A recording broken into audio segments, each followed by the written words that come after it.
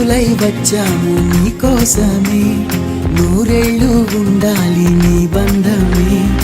ఎన్నెన్నో జన్మల బంధమిదేలే, దైవమే తోడుగా ఉంటాదిలే. సంబరమేలే సంతోషమే కళ్యాణమే, ఈ వేడుక పేరే చిన్నారిలే.